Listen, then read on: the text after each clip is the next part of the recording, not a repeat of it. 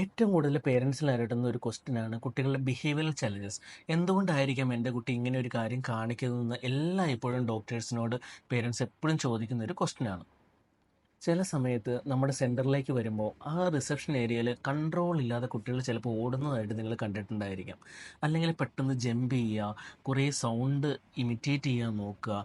അതിന് മുമ്പ് വരെ അവൻ കാമായിരുന്നിരിക്കാം, പക്ഷെ ഒരു ഗ്രൂപ്പ് ഓഫ് പീപ്പിളെ കാണുമ്പോൾ പെട്ടെന്ന് അവൻ ഹൈപ്പറായിട്ട് പെരുമാറാറുണ്ട്. നല്ല കാമിങ് സ്റ്റേറ്റിലിരുന്ന ഒരു കുട്ടി പെട്ടെന്ന് ഹൈപ്പർ ആക്ടിവിറ്റിയിലേക്ക് മാറുന്നു, പെട്ടെന്ന് പേരൻസിനെ ഉപദ്രവിക്കാൻ നോക്കുന്നു, അല്ലെങ്കിൽ സ്വയം ഹാം ചെയ്യുന്നു, അല്ലെങ്കിൽ കുറേ സ്ക്രീം ചെയ്യുന്നു. ഇതിനുള്ള പുറകിലുള്ള റീസൺസ് എന്താണെന്ന് പേരൻസ് എപ്പോഴും ചോദിക്കാറുണ്ട്. ചില സമയത്ത് നിങ്ങൾ കണ്ടിട്ടുണ്ടായിരിക്കാം, ഈവൻ നമ്മുടെ കൺസൾട്ടേഷൻ റൂമിലാണെങ്കിൽ പോലും ഡോക്ടേഴ്സിന് വരെ ചിലപ്പോൾ കുട്ടികൾ അറ്റാക്ക് ചെയ്യാറുണ്ട്. പെട്ടെന്നായിരിക്കും കുട്ടികൾ ഒരു ഹൈപ്പർ സിറ്റുവേഷനിലേക്ക് മാറുന്നത്. സോ ഇതിനെല്ലാം പുറകിലുള്ള റീസൺസ് എന്താണെന്ന് എപ്പോഴും പേരൻസിനെ അലട്ടുന്ന ഏറ്റവും വലിയൊരു പ്രോബ്ലമാണ്. So there is no such meaningless things in child's behaviour. നമ്മുടെ കുട്ടികൾ കാണിക്കുന്ന ഓരോ ബിഹേവിയറിൻ്റെ പുറകിലും ഒരു റീസൺ ഉണ്ടായിരിക്കും. ചില സമയത്ത് നമുക്കതെല്ലാം തിരിച്ചറിയാൻ പറ്റുന്നുണ്ടായിരിക്കാം, ചില സമയത്ത് അതിൻ്റെ പുറകിലുള്ള റീസൺ എന്താണെന്ന് നമുക്ക് മനസ്സിലാകുന്നില്ല എന്നുള്ളതാണ് വേറൊരു സത്യം. So coming to child's behaviour, എപ്പോഴും രണ്ട് തരത്തിലുള്ളൊരു മോഡാണ് നമ്മുടെ കുട്ടികളിൽ എപ്പോഴും ഉണ്ടായിരിക്കുക. ഒന്നാമത്തെ mode fight flight freeze mode, അല്ലെങ്കിൽ ഫൈറ്റ് ഫ്ലൈറ്റ് മോഡ്. രണ്ടാമത് social engagement mode.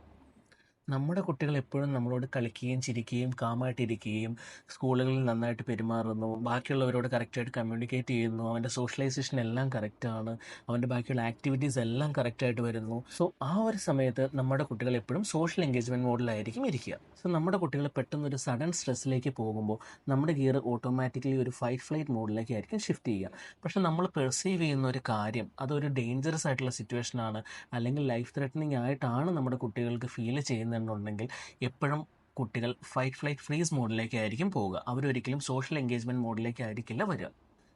So dangerous ആയിട്ടുള്ള ലൈഫ് ത്രെറ്റനിങ് ആയിട്ടുള്ള സിറ്റുവേഷൻസ് എന്നെല്ലാം പറയുമ്പോൾ അത് കുട്ടികൾ പെർസീവ് ചെയ്യുന്നതാണ്. സത്യത്തിൽ അങ്ങനെ ഒരു സംഭവം ഇല്ലായിരിക്കാം, അല്ലെങ്കിൽ ആ ഒരു സിറ്റുവേഷനിൽ ബാക്കിയുള്ളവരെ വെച്ച് നോക്കുമ്പോൾ അവൻ ഭയങ്കര സേഫായിട്ട് ബാക്കി എല്ലാവരും കാം ആൻഡ് ക്വയറ്റ് ആയിട്ടായിരിക്കും കുട്ടികളുടെ ചുറ്റും ഉണ്ടായിരുന്നിരിക്കുക. പക്ഷേ ആ ഒരു മൊമെൻറ്റിൽ കുട്ടികൾക്ക് ഫീൽ ചെയ്യുന്ന ഒരു കാര്യം, അവന് വരുന്ന ഒരു സ്ട്രെസ്സ് അവന് റെഗുലേറ്റ് ചെയ്യാൻ പറ്റുന്നില്ല, അവർക്കത് പെർസീവ് ചെയ്യുന്നത് ഏറ്റവും വലിയ ഡേഞ്ചറസ് ആയിട്ടുള്ള ഒരു കാര്യമായിട്ടായിരിക്കാം, അല്ലെങ്കിൽ അത് കറക്റ്റ് അതിൻ്റേതായിട്ടുള്ള രീതിയിൽ അവർക്ക് മനസ്സിലാക്കാൻ പറ്റുന്നില്ല എന്നുള്ളപ്പോഴാണ് നമ്മളിപ്പോഴും ഫൈറ്റ് ഫ്ലൈറ്റ് മോഡിലേക്ക് പോകുന്നത്.